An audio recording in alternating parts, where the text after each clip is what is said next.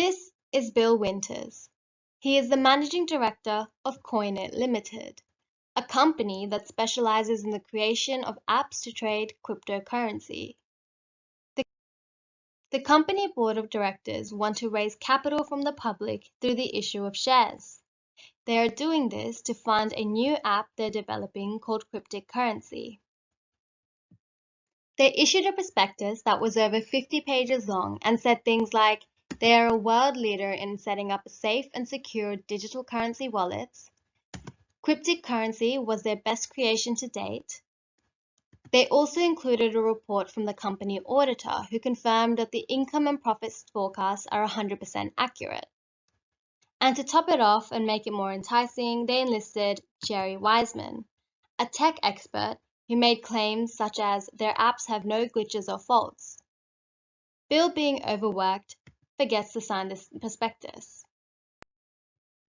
Over 1 million shares were issued under the prospectus offer, which still remains open for subscription. When cryptocurrency launched, it was a complete disaster. It was not designed properly and had a number of glitches and faults. We are advising investors of their legal rights. The first issue to consider here is whether a disclosure document is needed. Section 706 of the Corporations Act requires that all offers need disclosures unless they meet the criteria found in Section 708. Here, in Section 708, a detailed list of exceptions can be found. The first exemption is small-scale offerings, which the Act defines as less than 20 issues. However, Coinit Limited had over 1 million. Therefore, this does not apply. The next exemption is sophisticated investors, which are buyers that own or buy at least $500,000 worth of shares. These are large investors. However, Coinit Limited sold over 1 million shares to the public, so we can safely assume that one buyer did not accumulate more than $500,000 worth of shares. Therefore, this does not apply either. The next three exemptions are professional investors, offers of securities to people associated with the body, and certain offers to present holders of securities. However, Coinit Limited offered these shares to the general public and not to these groups specifically. Therefore, this does not apply either. The next exemption is issues or sales for no consideration. If the issue has no consideration, then it does not need an offer. However, Coinit Limited issued these shares to fund a new app. Therefore, consideration was needed. This means that this does not apply either. The next four exemptions are issues as part of a compromise or arrangement, deed of a company arrangement, takeovers, and debentures of certain bodies. However, Coinit Limited issued these shares to launch their new app, not for any of these reasons. So these exemptions do not apply. The last exemption listed is offers made by exempt bodies. Section 66A of the Corporations Act defines exempt bodies, and Coinit Limited does not meet this criteria. So this exemption does not apply. In conclusion, yes, a disclosure document is needed as Coinit Limited does not meet the criteria for exemption under Section 708. The second issue to consider is whether the document adheres to the Corporations Act. The Corporations Act requires Coinit Limited to provide necessary information with their disclosure and follow the procedures within the process of lodgement with ASIC. The relevant rules are Section 710, which states the prospectus must contain all information that investors would reasonably require to make an informed assessment. Section 718 states that a disclosure document must be lodged with ASIC. Additionally, subsection 7101A states the prospectus must contain this information to the extent which it is reasonable for investors to expect to find the information in the prospectus. Section 351 states it must be signed by a director or secretary of the body in order to be lodged with ASIC. The relevant case law includes the Fraser versus NRMA Holdings case.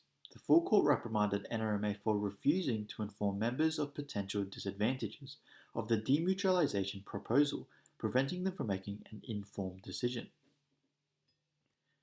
Coinet Limited's case is similar as their prospectus lacked information surrounding disadvantages of poor functionality. Firstly, Section 710 of the Corporations Act requires of Coinet Limited to contain all information to allow investors to make an informed investment decision. Coinet Limited fails to identify information surrounding a number of glitches and not being designed properly, which prohibits investors from making this informed assessment. The absence of all information demonstrates a failure to adhere to the Corporations Act, especially since disclosing this information could be detrimental to whether investors engage in the offer. Thus, Coinet Limited contravenes Section 710. Further, it is reasonable for investors to expect any information displaying that the app was dysfunctional and had multiple glitches. Thus, Coinet Limited also contravenes subsection 710(1)(a). The Fraser vs. NRMA case can be applied here, as the breach of Section 710 was a result of the exclusions of the potential drawbacks of the product. This demonstrates how lacking material information leads to unfair representation of Coinet Limited's offering and leaving investors in a half light. Next, if Section 718 requires Coinet Limited to lodge its disclosure document with ASIC, it is required for the director of the entity to sign the prospectus. Consequently, the result of Bill forgetting to sign the prospectus leads to Section 351 being breached. Therefore, investors have engaged with a security offer that violate the necessary process of lodgement set out by the Corporations Act. This means the offer should not have been issued in the first place and should not still be remain up for subscription. As a result, it is conclusive to say Coinet Limited's document has not adhered to the Corporations Act due to the contraventions of Sections 710 and 718. Further, with these violations, in addition to applying the NRMA case, we conclude investors are unable to make an informed investment decision of the securities offer. Another issue that Coinet Ltd incurred within its prospectus is deceptive and misleading statements. Highlighted in Section 728 of the Corporations Act, misleading or deceptive statements illustrates the importance of the disclosure document in the full competency of its form. However, it is due to the unsigned and false endorsement of the Coinet Ltd that they have become liable for any debts and compensation for their actions. Statements said in the prospectus such as world leader in safe and secure digital currency wallets, their best creation to date, and profits and forecasts are 100% accurate, all reinforce the misstatement used in their enticing jargon. As a result of this, individuals are being falsely led to believe the potential functionality and profitability levels of the company. Section 710(1) of the Corporations Act serves as a mechanism to ensure that individuals are able to make an informed decision based off these statements. However, this was ignored as Coinet Ltd included the misleading statement in the prospectus of most trusted, have no glitches or faults. Section 1041H, misleading or deceptive conduct of the Corporations Act highlights the importance of clarity when reporting for a company. Coinet Ltd has engaged in a rather manipulative statement, which has led shareholders to believe a false sense of stability. A failure to comply with this can lead to civil action under Section 1041I of the Corporations Act, placing Coinet Ltd in a vulnerable financial position as debts are needing to be covered through the company. Coinet Ltd's director, including Bill, have the legal obligation to ensure all public financial positioning is accurate and tested with the means of immaterial integrity. Directly related to 710 of the Corporations Act, it states that the directors have the professional proficiency to provide advisors with information to make an informed assessment on the monetary and functionality of the company. This misleading and deceptive act has been overlooked by Bill's regulating jurisdiction, causing the liability to be recovered. Overall, it is clear that Coinet Ltd have participated in misleading and deceptive statements under Sections 728 and 710 of the Corporations Act, causing the onus of debt on the company and directors in a place of defamation. The next issue to examine is who can be found liable, who can sue, and what they can sue for. The misleading and deceptive content of the prospectus has enticed investors to purchase shares Gunneet Limited issued to raise funds for their now failed app Cryptic Currency. Due to the app's disastrous launch and failure, the shareholders are suffering loss but have right to compensation due to its defective nature. We are advising the shareholders as to their rights to compensation. Laws relevant to this case are Section 729 of the Corporations Act, which states, "A person who suffers loss or damage because an offer of securities under a disclosure document that contravenes Section 728, subsection 1, may recover the amount of loss or damage." Section 728, which states that the person must not offer securities under a disclosure document if it contains misleading or deceptive statements. Section 710, which outlines the prospectus content, and Section 730, which identifies those liable for a defective disclosure document. Section 729 of the Corporations Act identifies the persons who have suffered loss and are entitled to compensation are the shareholders. The liable parties, as stated in both Section 729 and 730, include Managing Director Bill Winters and the underwriters Jerry Wiseman and the company auditor. As the writers are in non-compliance with the disclosure provisions in Section 710 and 728, Gunneet Limited has breached these sections with misleading and blatantly incorrect statements. However, under Section 733, subsection 1, Gunneet Limited can claim reasonable reliance on information given by someone else as a defence to show that they are not liable under Section 729 for contravention of Section 728. Here they could claim that to the best of their knowledge, they thought the prospectus was truthful based on the information they were given. The breaches can be seen in Cadence v. Concept Sports, where the deceptive and misleading prospectus was also used to entice investors, and Concept Sports was sued under Section 729. The full federal court found that Concept Sports was in breach of Section 710 and 728 and that Cadence Asset Management was entitled to compensation for loss. As it can be found that Gunneet Limited is in breach of the aforementioned sections which have subsequently resulted in loss to the shareholders can sue Gunneet Limited, Bill Winters, and the underwriters under Section 729 of the Corporations Act for their right to recover loss resulting from contravention. The fifth issue to consider is what defences Gunneet Limited can raise against breaching the Corporations Act regarding a misleading prospectus. Through the defences in Sections 731, 732, and 733, Gunneet Limited can argue due diligence defence for the prospectus, a lack of knowledge defence for offer information statements and profile statements, and general defences for all disclosure documents. Section 731 allows Gunneet Limited to claim they are not liable under due diligence defence for prospectus. A person does not commit an offence against subsection 728 and is not liable under section 729 because of a misleading or deceptive statement in a prospectus if the person proves that they made all inquiries that were reasonable in the circumstances and, after doing so, believed the statements weren't misleading. By assumption, Gunneet Limited would have been aware of their glitches and faults. Therefore, these statements are not reasonable under the circumstances. Further, Gunneet Limited can claim that they are not liable under Section 732 of the Corporations Act due to a lack of knowledge that the statement was deceptive. This protects a person from committing an offence against Section 728. However, the investors are able to dispute this defence, as Gunneet Limited in the past decade has specialised in the creation of apps to trade cryptocurrency.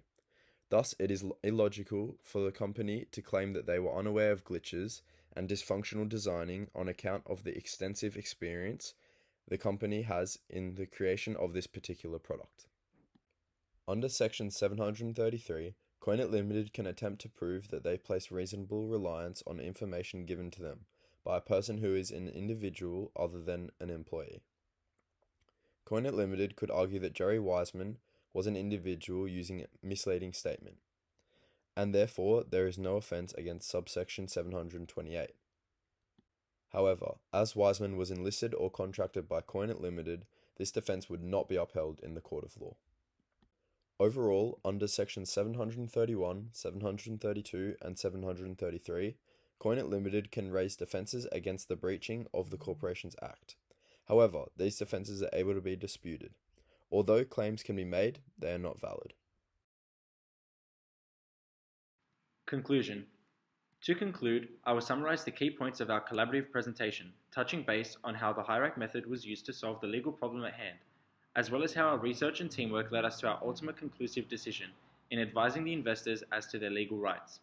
Within this presentation, 5 key issues were highlighted and presented to you all in a miniature hierarchy form.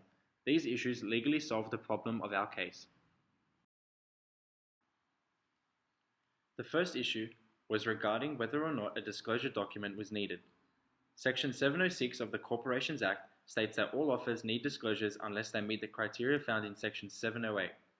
After scrutinising the exceptions found in Section 708, whether CoinIt Limited had sold too many shares to the public or issued shares in order to fund their new app, it appeared that the company did not meet the criteria for an exemption, and therefore, as Gunneet stated, CoinIt Limited needed their disclosure document. The second issue was whether or not the document adheres to the Corporations Act and the required information to be provided. The company's prospectus lacked information around the poor functionality of the app, just like the NRMA were reprimanded for refusing to inform members of potential disadvantages in their proposal. This specifically breaches Section 710 of the Corporations Act. As Rebecca mentioned, CoinIt Limited's document had also contravened Section 718 and a subsection of 710 of the Corporations Act. Investors were left without adequate information that should have been provided to shareholders in order to make an informed investment decision, and therefore, CoinIt Limited's document has not adhered to the Corporations Act. The third issue was questioning if there had been misleading comments. Jonathan thoroughly explained how CoinIt Limited breached both sections 710 and 728 of the Corporations Act, especially with their ever misleading statements including, but certainly not limited to, world leader in safe and secure digital currency wallets, their best creation to date, and profits and forecasts are 100% accurate. If so, who is liable? Who can sue? And what can they sue for? This was the fourth issue we had to solve. Jessica applied many laws which outlined the multiple contraventions caused by CoinIt Limited and how they relate to this issue. The result was that the shareholders can sue CoinIt Limited, Bill Winters, and the underwriters under Section 729 of the Corporations Act for their right to recover loss resulting from the contravention. Our final issue was to consider if there were any defences, to which the simple answer is yes. CoinIt Limited can raise defences against the breaching of the Corporations Act. However, for a company who for the past decade has specialised in the creation of apps to trade cryptocurrency, it would be very hard to argue that they were unaware of their faults and did not commit any offences. As Harry mentioned, although claims can be made, they are not valid. Thank you for listening to our presentation.